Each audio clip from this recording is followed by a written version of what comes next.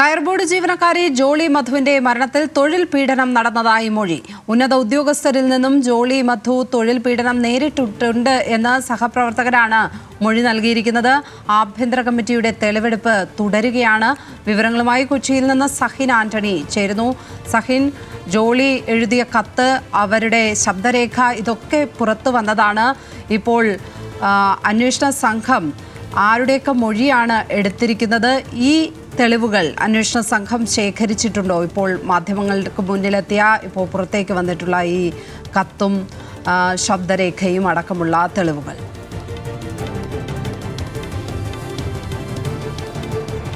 Lakshmi, MSME മന്ത്രാലയം ഏർപ്പെടുത്തിയ 3 ആഭ്യന്തര കമ്മിറ്റി അംഗങ്ങളാണ് ഇന്നലെ കയർ ബോർഡിന്റെ കൊച്ചി ആസ്ഥാനത്തെത്തി തെളിവെടുത്തത്.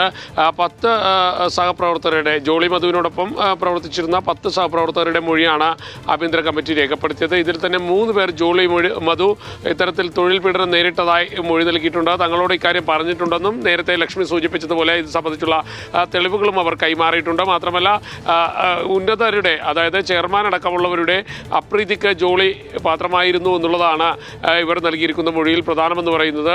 കൂടാതെ ജോളി മധുവിനെ അകാരണമായി ദ്രോഹിച്ചിരുന്നു എന്നുള്ളതും ഈ സഹപ്രവർത്തകർ ചൂണ്ടിക്കാട്ടിയിട്ടുണ്ട്. കൂടാതെ കൂടുതൽ പരാതികൾ, നിരവധി പരാതികൾ പ്രധാനമന്ത്രിക്ക് അടക്കം അയച്ചതിൻ്റെ തെളിവുകളും ഈ സഹപ്രവർത്തകർ കൈമാറിയിട്ടുണ്ട്. എന്തായാലും ജോളി മധു നേരിടേണ്ടി വന്ന തൊഴിൽ പീഡനത്തെക്കുറിച്ച് കൃത്യമായി തന്നെ സഹപ്രവർത്തകർ ആഭ്യന്തര കമ്മിറ്റിക്ക് വിവരങ്ങൾ കൈമാറിയിരിക്കുന്നു എന്നുള്ളതാണ് അറിയാൻ കഴിയുന്നതും. 15 ദിവസത്തിനുള്ളിൽ ഈ ആഭ്യന്തര കമ്മിറ്റി റിപ്പോർട്ട് സമർപ്പിക്കണമെന്നതായിരുന്നു MSME മന്ത്രാലയത്തിൻ്റെ നിർദ്ദേശമുണ്ടായിരുന്നത്. അതേ തുടർന്നാണ് ഇന്നലെ ഉച്ചയോടുകൂടി കൊച്ചിയിലെ ആസ്ഥാനത്ത് ആഭ്യന്തര കമ്മിറ്റി അംഗങ്ങൾ എത്തിയത്. 10 പേരുടെ മൊഴി മാത്രമാണ് ഇപ്പോൾ രേഖപ്പെടുത്താൻ കഴിഞ്ഞിരിക്കുന്നത്. ഇനിയും 40ഓളം ആളുകളുടെ മൊഴി രേഖപ്പെടുത്താനുണ്ട്. കൂടുതൽ ജോളി മധുവുമായി അടുത്ത് പ്രവർത്തിച്ചിരുന്ന ആളുകൾ തന്നെയാണ് മൊഴി കൊടുക്കുന്നത്. അവരിലേറെയും ജോളി മധു ഇത്തരത്തിൽ തൊഴിൽ പീഡനം നേരിട്ടതായി തന്നെയാണ് പറഞ്ഞു വയ്ക്കുന്നതും. കൂടാതെ ഇത് സംബന്ധിച്ചുള്ള തെളിവുകളും സഹപ്രവർത്തകർ കൈമാറിയിട്ടുണ്ട്. നേരത്തെ തന്നെ ജോളി മധുവിൻ്റെ കുടുംബം ഇത്തരത്തിലുള്ള ഒരു പരാതിയുമായി രംഗത്ത് വന്നിരുന്നു. MSME മന്ത്രാലയത്തിനടക്കം പരാതി നൽകിയിരുന്നതാണ്. ഇതിൻ്റെ അടിസ്ഥാനത്തിൽ തന്നെയാണ് MSME മന്ത്രാലയം ആഭ്യന്തര അന്വേഷണം പ്രഖ്യാപിച്ചതും. ഈ ആഭ്യന്തര അന്വേഷണ കമ്മിറ്റിക്ക് മുന്നിൽ ഇനി കുടുംബത്തിൻ്റെ മൊഴിയെടുക്കേണ്ടത് കൂടിയുണ്ടോ എന്നുള്ളതാണ് പരിശോധിക്കേണ്ടത്. ഏതായാലും സഹപ്രവർത്തകരുടെ എല്ലാവരുടെയും തന്നെ മൊഴി രേഖപ്പെടുത്തി കഴിഞ്ഞിരിക്കുന്നു. മാത്രമല്ല, ഇത്തരത്തിൽ പീഡനം നേരിട്ട മറ്റാളുകളുണ്ടെന്നുള്ള മൊഴിയും നൽകിയിട്ടുണ്ട്. അവരെ കൂടി വിളിച്ചു വരുത്താൻ തന്നെയാണ് ഇപ്പോഴുള്ള ആഭ്യന്തര കമ്മിറ്റി തീരുമാനിച്ചിരിക്കുന്നത്. അങ്ങനെ വരികയാണെങ്കിൽ സ്വാഭാവികമായും ഈ ജോളി മധു തൊഴിൽ പീഡനം നേരിടേണ്ടി വന്ന ഉന്നതർക്ക് നടപടി ഉണ്ടാകുമെന്ന് തന്നെ പ്രതീക്ഷിക്കാൻ കഴിയും. കാരണം ജോളി മധുവിൻ്റെ ശബ്ദരേഖ നമ്മളെല്ലാവരും കേട്ടതാണ്.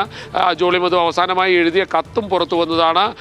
അതിൽ ജോളി മധുവിൻ്റെ മരണവുമായി ബന്ധപ്പെട്ട് ആരെല്ലാം കാരണക്കാരായിട്ടുണ്ടോ അവർക്കെതിരെ MSME മന്ത്രാലയം കൃത്യമായ നടപടികളിലേക്ക് പോകുമെന്നുള്ളൊരു സൂചന തന്നെ ഈ ഘട്ടത്തിൽ പുറത്തു വന്നിരിക്കുന്നു.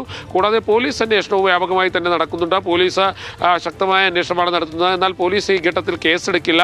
ഒരു ഫസ്റ്റ് റിപ്പോർട്ട് തയ്യാറാക്കി അത് DGPക്ക് കൈമാറുക മാത്രമായിരിക്കും ചെയ്യുക. പിന്നീട് DGPയുടെയും സംസ്ഥാന സർക്കാരിൻ്റെയും നിർദ്ദേശപ്രകാരമായിരിക്കും മറ്റു നടപടികളിലേക്ക് പോലീസും നീങ്ങുക.